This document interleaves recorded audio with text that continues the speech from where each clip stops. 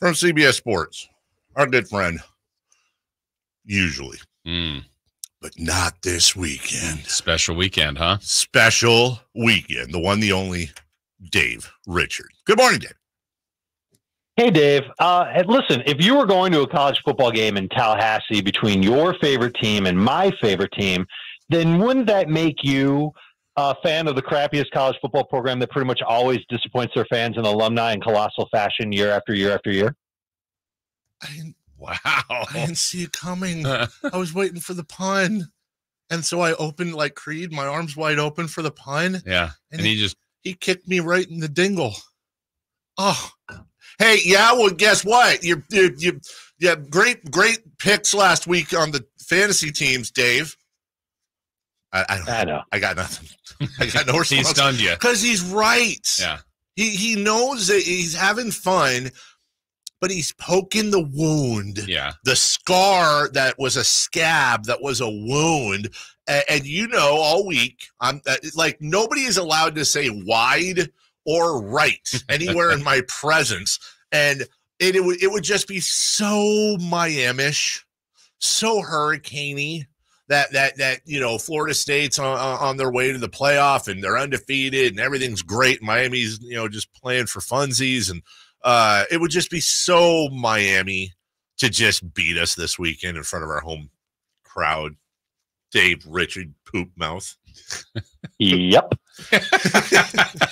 Pretty much, yes. Right. Yeah. How's everything else going, David?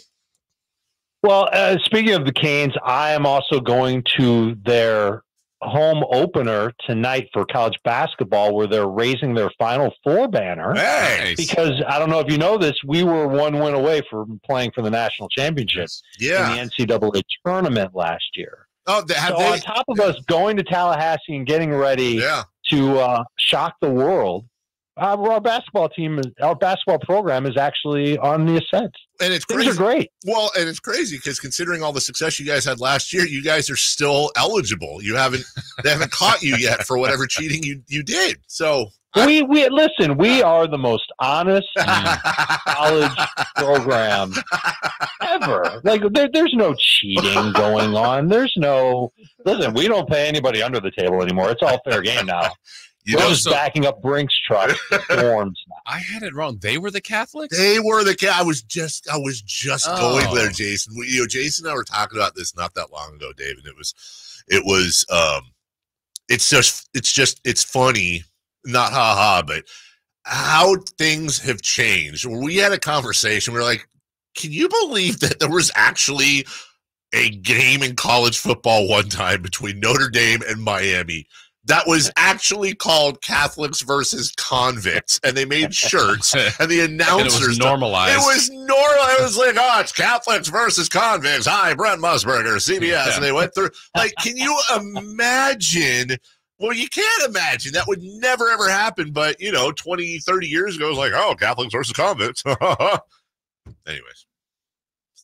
I don't know what they would call it. I mean, they played that game. They call it Notre Dame versus Miami.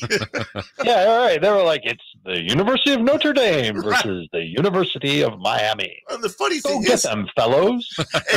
And Miami, and I don't mean this in a complimentary way, but it's going to sound complimentary. Like, Miami's not an easy school to get into, by the way. It's not anymore. No. It was 25 years ago when I applied. They were like, Mr. Richard, do you know how to use a keyboard? And I was like, you mean like play like the song on the piano? They're like, no, like to type. I was like, yeah, kind of. They're like, you're in. You start busting out Axel F on the keyboard. They put you in anyways. That's fine. What the hell's going on in fantasy football, Dave? This is, they say this is the period where championships are won and lost. There's free agents have been picked up, trades have been made, but as always, I imagine even at this late in the year, there's still got to be value somewhere out there in the quote unquote junk pile. Sure, but the junk pile is really stinky. Yeah. I mean, it is. We are seeing some things and some trends just in the game itself, the National Football League, that makes it harder on fantasy managers. Scoring is down. Teams are diversifying their offenses. When they don't have a stud running back, they're using three guys. When they don't have a stud wide receiver, they're spreading it around. Arthur Smith does have stud running backs and stud wide receivers, and he's still spreading it around. And so it kind of devalues and waters down what the expectations are. I mean, we had a game last night. I hope you didn't watch any of it, Dave or Jason, because it was terrible. But Cole Kmet had been a monster in fantasy for the prior 2 games. He had 9.5 PPR fantasy points in that game. And that's actually going to end up being a pretty good week this week for tight ends. But no one starts a guy and says, man, I hope he gets me 9.5 fantasy points this week. Like, that's not the goal. The goal is always 15 if you're a running back or a wide receiver, 10 or so if you were a tight end, 22 or so if you're a quarterback. And the expectations have gone down. Scoring has gone down. It's getting harder and harder to find players, and players are getting hurt like crazy. It's getting harder and harder to find players off the waiver wire. I mean, the world went crazy for Keaton Mitchell, who played like 16 snaps, had a garbage time run, had another run for a touchdown. Before it was really garbage time, but it was kind of sort of garbage time. And everybody raced. They would fight with garbage can lids to get him off of waivers if they had to, because they're so desperate to find anybody who might be able to help them. So it's definitely a trash pile if your guys don't stay healthy or if your guys underperform. But I think the most important thing fantasy managers can do right now is kind of take account of what's happening. If you're 4 and 5 and you're nervous, or even if you're 3 and 6, go look at your standings. How many teams are 6 and 3? Probably not that many. So you're still in it. And the bye weeks are coming, and this is going to be a tough bye week for a lot of fantasy managers. And if you think this is bad, wait till you get to week 13. Plan ahead a little bit. And if you do that, you'll feel a lot better about it's taboo, Dave. We've talked about it for years. Why would you carry 2 defenses? Well, this might be the time to do it. Why would you carry 2 quarterbacks? Well, you should be doing it if your quarterback is on bye coming up, whether it's this week or 3 weeks from now. And so that type of preparation and that type of understanding that a bad record now doesn't mean you have a bad record later, unless you don't do anything to your fantasy team, and then you will have a bad record later. And that everybody's kind of going through it right now with their fantasy teams. You'll be fine. You just have to make sure that you're starting a lineup with guys that you're confident enough in starting, who are going to play a lot. And then when it comes to the waiver wire, you're hoping to pick up somebody, a player or two, try and stay ahead of the curve a little bit. And to that end, I have a sleeper. Oh, who's that? Ty Chandler, running back in Minnesota. Oh. We've seen Alexander Madison play inefficient football. Chandler figures to be the number 2 running back moving forward for the Vikings, and with Cam Akers on the shelf, obviously. And I wonder if he gets an opportunity to play 30% of the snaps as soon as this week and could evolve into being potentially a good running back in an offense that's going to look different with the Vikings changing so much with Josh Dobbs as their quarterback. And if Josh Dobbs isn't the poster child for this fantasy football season, I don't know who is. Guy was up and down in Arizona, gets traded to Minnesota, or up and down Arizona, gets traded to Minnesota. Yeah, I'm saying this right. And in Minnesota, without even knowing who he's throwing to, puts up 28 fantasy points in 3 quarters. Pretty good. Yeah. Pretty good. I'm curious about, I mean, it feels now, David, it's like more imperative to get it right than if the junk pile's thin and stinky, as you said. You want to make sure if you got 5 receivers, you got to play 3, you get the 3 right. I mean, that's the challenge of fantasy sports. But someone that may have been drafted by people was a guy like Kyler Murray that they had said, okay, I'm just going to hang on to him. I'm going to stash him. Well, now he's here. I don't know if this is the week to play him, but what do you think about his fantasy outlook for a team that's not very good, but how do you think he'll be fantasy-wise as the year goes on? Well, there's no question he's going to be better than Clayton Tune was last week, and he should be better than how Josh Dobbs was when Dobbs was playing in Arizona. He's certainly a better thrower than Dobbs. But what we've come to really love about Kyler Murray is that he runs as well as throws well. And this is going to be a weaker receiving core that he's had before. You know, last year he had Hollywood Brown, he had DeAndre Hopkins, he had Zach Ertz. Now he's got Brown, but he's also got Trey McBride, who should have some good opportunities. And then there really isn't anybody else. And he's coming off the ACL, and so it makes me wonder, does he stay in the pocket more? Does he run a lot less? You know, we saw him certainly make plays in the red zone with his legs. Does that come down a little bit? James Conner's coming back. And this is a different Cardinals offensive system than what he's run really since high school. And so I'm nervous to start Kyler Murray. I know some people are so excited they're going to have him as top 12 quarterback. He is playing Atlanta. They made Will Levis look like Ben Roethlisberger, and then they made Josh Dobbs look like Mike Vick. But outside of that, I can't think of a great reason to start Kyler Murray with confidence this week. I have him 15th, and I've got guys like Brock Purdy, Sam Howell. I have Geno Smith ranked ahead of him this week. I think those guys are a little bit safer and probably have more upside than Kyler. What if you're like my friend Dan Ballinger, who thought he beat the bye by drafting both Jalen Hurts and Tua Tagovailoa, and then found out this week when he was making his roster out that they both are on bye, and he picked up Kyler Murray. Is that okay? Listen, I think it's great. Like, Kyler as a bye week replacement is fine, and I'm not even going to fault your friend. What's his name again? Don. Oh, it's changing. Yeah, well, he goes by two names. Don Tankenberger. Wow. Yeah. Wow. Yeah. Interesting guy. Yeah. Well, I didn't want you to think it was me that did that. He does. No. Listen, we all know it's definitely not you. No. Yeah, it's Dan.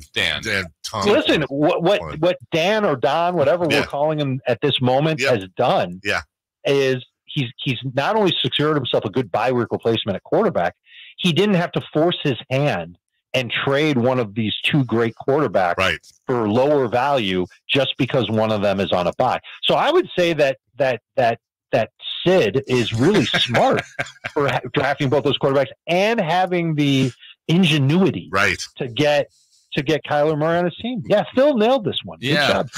Yeah, it's Dan, Don, Sid, Phil. Who, are they rooting for Miami or Florida State? Oh, Florida State. All you know, they're good guys. No, they are. They're good. No one roots for Miami, Jason. Come on.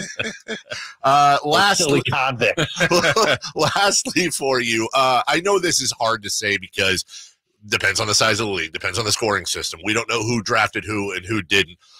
But if we're talking about players that in most leagues weren't drafted, is CJ Stroud? Is he the current winner, or is he in contention for best free agent pickup of the year? Is there somebody else I'm completely forgetting? It's going to come down to how CJ Stroud finishes the season. If he can continue to have games like he did, forget about what he did last week, because that's not going to happen again. Earlier this year, when he was throwing 40-plus times a game, he was falling into 25 fantasy points. So if he can do that, listen, if he can do that at Cincinnati this week, then he might end up being the guy that helps you as a league winner. I don't know how many leagues Adam Thielen was drafted in. Probably too many to say that he's one of those waiver wire heroes. But I don't remember Devon Achane getting drafted in a ton of leagues, and I'm expecting him to be a house of fire when he comes back for the Dolphins. They need to get that run game even higher amped up, and I think he'll be able to do that. And there's probably some names that here's the name, Dave. Kyron Williams. Oh, yeah. Literally on nobody's radar. Yeah. And he ended up being a stud for the Rams, and he will be back week 12. And I would imagine fantasy managers will be using him as a must-start when he comes back. I'm looking at my other buddy, Tom Bellingham's roster. And I just showed you this, Jason. His quarterback is C.J. Stroud, and one of his wide receivers, Adam Thielen. You know, anybody can draft and look at a stupid piece of paper. Excuse me. And look at a really well put together, filled with a lot of research piece of paper that guys like Dave Richard put together. Anybody can do that. But when you're picking up all-star free agents, that separates the Catholics from the whatever the thing, you know, the men, the thing. Well said. Thank you. Right, Dave? I didn't think you had this many friends. Dan, Don. It's growing every week. We all have weird names, so we all hang out together. I'm Carmichael. We just club. We have jackets, donuts. Where can people hear, watch, listen, see, and take in your lovely, lovely advice? Go to YouTube and search for Fantasy Football Today. That's our podcast. We've already recorded it this morning. We do it every morning before everybody wakes up out there in NorCal. And we go through starts and sits. We did it today and yesterday. 2 videos ready to go to help you make your lineups perfect for week number 10. You can like and subscribe to the Fantasy Football Today podcast on YouTube. Look at this. We had hour. What is this, man? An hour and 14 minutes of content. It's putting in some work. Look at Dave's gray pullover there. He's got the glasses on, the top right corner right there. I don't know who these other 2 guys are. I'm sure they're fine, but look at our guy. We're watching for Dave. Yeah. No offense. Good stuff, dude. We're gonna. Hey, you know what? We're gonna put that on the Twitter and see if we can get you some likes and views. I appreciate that. Thank you so much. We're here for you. This is proof that world peace can be achieved. By the way, because here we have a Florida State fanatic and a University of Miami alum getting along, talking friendly on the week of the game where if they were in person, they would be talking trash and maybe even like pushing each other. Yeah, fisticuffs and all True. that. I think we can lead this charge, Dave, of world peace. If we can do it now, then it can happen all over the universe. You got to start somewhere. Are you saying if I can change and you can change, maybe we all can change? I think I'm saying that, yes. Okay, well, I didn't say I did draw a little mustache on Dave Richard when his video, but that's a whole different ball game. Bad luck this weekend. Hope we trounce you. I have absolutely no good thoughts for you at all about the game, and we'll talk next Friday, and hopefully everything goes well for me.